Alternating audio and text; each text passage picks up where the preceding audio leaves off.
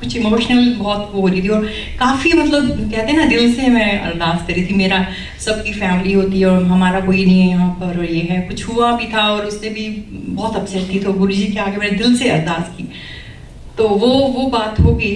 उसी फ्राइडे को ये सब हुआ, और सैटरडे की मॉर्निंग मुझे ड्रीम में आते हैं गुरुजी, और एक बेसमेंट है और उसमें वो गुरुजी लेटे हुए हैं, और बड़ा बहुत अपसेट वाला वो था, और ये कुछ चोला छोड़ने की कोशिश कर रहे हैं और भगवे कपड़े पहने हैं उन्होंने, और बहुत बेचैनी सी है, और ऐसे बहुत सारे लोग वहाँ बेसमेंट में बैठे हुए हैं। और मैं जब नीचे जाती हूँ तो मैं देख के एकदम गुरुजी को लेटे हुए देखती हूँ और मैं बहुत रोना शुरू कर देती हूँ। तो गुरुजी उठ के बैठ जाते हैं। मैं जैसे गुरुजी के पास जाती हूँ तो कहते हैं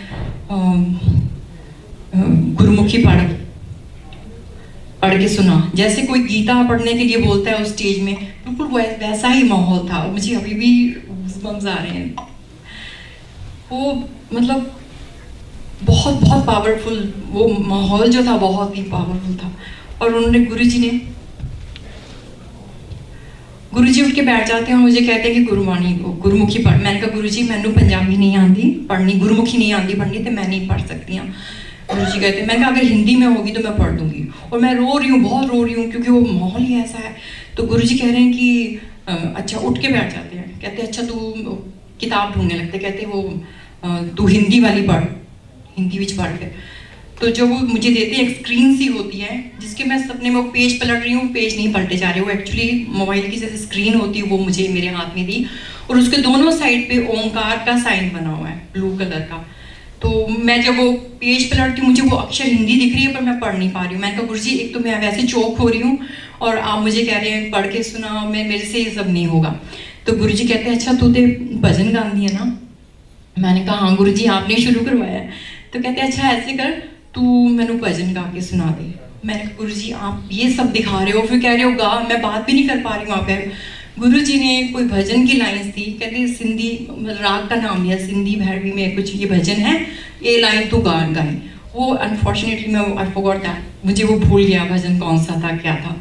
बट वो बहुत शॉकिंग सी चीज़ थी कि गुरुजी डिमांड कर रहे हैं तू शब्द पढ़। मैंने कहा कि जी मुझे गुरुमुखी नहीं आती। कहते हिंदी में पढ़ मुझे। मैं कहा मुझे कुछ नहीं नज़र आ रहा। कहते तू अच्छा फिर तू भजन गानी है, तू भजन गा। वहाँ जाके ही वो ड्रीम ख़त्म होता है और गुरुजी फिर लेट जाते हैं, जैसे कि हाँ का ड्यूटी पे लगा दिया कि फिर चलो करो। और मैं उठी हूँ तो मैं बेड पे रो ही रही थी, बेड पे रोते रोते उठी हूँ। तो मेरे हस्बैंड के पास में गई तो वो कहते क्या हुआ तुझे। मैंने कहा मुझे ऐसे ऐसे बहुत ही शॉकिंग ड्रीम आया, बहुत अजीब सा। तो मैंने फिर इंडिया में भी कई अपने फ्रेंड्स को पूछा कि जब ऐसे कोई ऐसे नज़र आता है तो उसका क्या मतलब होता है, क्या नहीं होता है। तो मुझे बहुत अपसेट, बहुत सैड थी। तो मीनवाइल एक आंटी जी का, अभी नाम नहीं बताऊंगी, आंटी का फ़ोन आया मुझे कि ऐसे ऐसे मैसेज आया कि ऐसे ऐसे आरती है कोई उनके घर में, ये सत्संग होने वाला है और उन्होंने शायद वो बात भी करनी है, कुछ भजन देखा था तेरा यूट्यूब में, तो वो उन्होंने बात पहले करके रखी थी शायद। तो वो कहते तू चली जा। मैंने कहा 1.5 घंटे का ड्राइव, मैं क्यों जाऊंगी, और मैं उसको जानती भी नहीं हूँ, मैं क्यों जाऊँ। तो पता नहीं बहुत पावरफुल था वो जैसे जाना। अब मैंने कहा अच्छा ठीक है, मैं अपने अंकल को कहा कि चलो चलते हैं। कहते घर के नज़दीक होता है तब भी तू 10 बार सोचती है, आज कैसे तू कह रही है कि चलो चलते हैं। मैं कहा मेरा मूड बहुत ख़राब हो, बहुत बड़ी उदासी सी लग रही है मन में, तो चलो चलते हैं। तो कहते पहले फ़ोन कर लो उनसे, आरती जो भी है उनसे पूछो कि वो ओपन है या कैसे उनका प्राइवेट है, इतनी दूर जाएंगे। और होता है कईयों के प्राइवेट होते हैं, इंडिया में मोस्टली होते हैं, प्राइवेट भी होते हैं वहाँ। तो फिर पूछ के आपको जब तक इनवाइट आता तभी आप जाते हो। तो मैंने कहा ठीक है। फिर मैंने समहाउ आई फाइंड आउट आरती का नंबर। तो आरती वो आरती नहीं थी, कोई और आरती थी, पर उन्होंने बहुत हेल्प की आंटी ने, उन्होंने आरती ने, और मुझे उनसे आरती का नंबर दे दिया कि उनके घर में है। तो मैंने उनको कॉल किया और जिन आंटी ने मुझे मैसेज भेजा था कि आप जाके मिलो, उन्होंने अपना मोबाइल बंद कर दिया था, ना मेरे मैसेज देख रही थी और ना कुछ। मुझे ड्यूटी लगा दी कि आपने जाना है वहाँ, ज़रूर जाओ, वहाँ सीमा आंटी भी हैं, वो भी हैं, तो शायद आपसे कुछ वो भजन का भी बात करना चाह रही हूँ। तो मैंने कहा ठीक है, बहुत उदासी सी हो रही है। मैंने कहा अच्छा ठीक है। फिर आरती को मैंने फ़ोन किया तो उन्होंने उसमें फ़ोन नहीं उठाया, और मैसेज किया मैंने टेक्स्ट। तो मेरे हस्बैंड ने कहा कि ऐसे करो, उनको टेक्स्ट करो व्हाट्सएप में, आप व्हाट्सएप जल्दी खोलती हैं सारी। तो मैंने व्हाट्सएप में मैसेज किया तो उन्होंने फटाक से आंसर आ गया कि मंजुल आंटी प्लीज़ या कम यू कैन कम। मैंने पूछा कि प्राइवेट है या नहीं, क्या डू कम, और ये गुरुजी का दरबार है, सबके लिए ओपन है। मैंने कहा चलो ठीक है, मैं तैयार भी हूँ, अब मतलब जाना बनता है, ये चलते। बहुत बारिश हो रही थी उस दिन और हम लोग पहुँच गए, 1.5 घंटा वहाँ पर अंदर एंटर हुए, वहाँ पर बैठे और मैं जैसे मैंने वो सपना आया हुआ था वो बहुत उदास उसमें थी, तो मैंने वो होस्ट थी खड़ी हुई आरती, तो उनको भी वो अंधेरा अंधेरा ही था, जैसे वो लाइट्स कम ही थी, तो मैंने ठीक है अंदर एंटर किए जय गुरु जी करके और मैं उसमें बैठ गई मंदिर में। तो बहुत अच्छा उन्होंने बनाया हुआ था आरती का मंदिर। तो और जो सेंटा क्लॉज का जो कैप था गुरु जी का, उसके ऊपर मुझे पूरे गुरु जी के दर्शन आने शुरू हो गए, पूरा उनकी इमेज दिखनी शुरू हो गई। मैंने कहा यहाँ कुछ है ऐसे ही कुछ। तो इतनी देर में वो जो होस्ट आरती मेरे पास आई और कहती आंटी आप अपना सत्संग करोगे, आपकी मदर का जो नहीं, उन्होंने मैंने कहा नहीं मुझे, मेरा दिल नहीं कर रहा, और मेरे अंकल हैं वो करेंगे, उनके सपने में गुरुजी आए थे 4 साल पहले, इसलिए हम यहाँ आए, मैंने वो कर देंगे सारा जो ये सच। फिर मैंने रियलाइज, ओ माय गॉड गुरुजी मैंने ये क्या कर दिया, मैंने मना क्यों कर दिया। मैं कभी सत्संग के लिए मना नहीं करती हूँ, बहुत हमेशा माइक लेके बोलने के लिए रेडी रहती हूँ। मैंने कहा ये क्या हो गया आज, मैंने कहा चलो ठीक है जो गुरुजी की इच्छा। तो एक्चुअली जब भी मेरे हस्बैंड जो सत्संग करते हैं वो हमेशा अपने, क्योंकि उनके सपने में गुरुजी आए थे, उन्होंने ही गुरुजी को देखा भी नहीं हुआ था, सपने में दर्शन दिए थे उनको, और ये जब बड़े मंदिर पहुंचे तो उन्होंने कहा था कि यही तो है गुरुजी, यही तो मेरे सपने में आए थे। तो खैर मैंने मेरे हस्बैंड ने वो सत्संग करना शुरू कर दिया, और जैसे उन्होंने बताया कि अपनी कंपनी का नाम और अपना काम कि मैं इंस्ट्रूमेंट बनाता हूँ ऐसे ऐसे मैं, तो इतनी देर में वो होस्ट जो थी मेरे पास आ गई और मेरे शोल्डर पे हाथ रख के कहती कि आप इंडिया से हो। मैंने कहा आप दिल्ली से हो, आप जो हमारी कंपनी का नाम लेके रिखीराम से हो। मैंने कहा हाँ। कहती आप प्रार्थना मासी की बेटी हो। मैंने कहा क्या।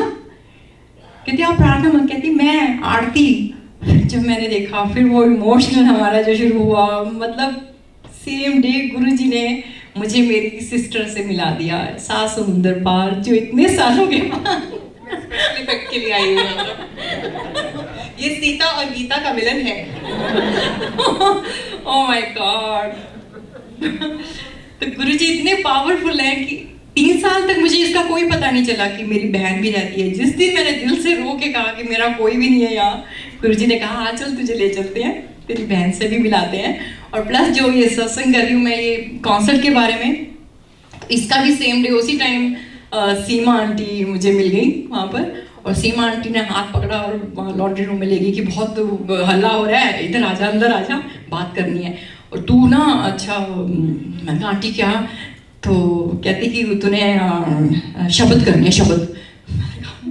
मैंने तो सपने में भी गुरुजी को मना कर दिया, शब्द बहुत मुश्किल होते हैं, शब्द कैसे। कहते नहीं तूने करने 1.5 घंटा करने हैं। मैंने कहा आंटी 45 मिनट कर लो। कहती नहीं 1.5 घंटा करने हैं, तूने शब्द करने हैं।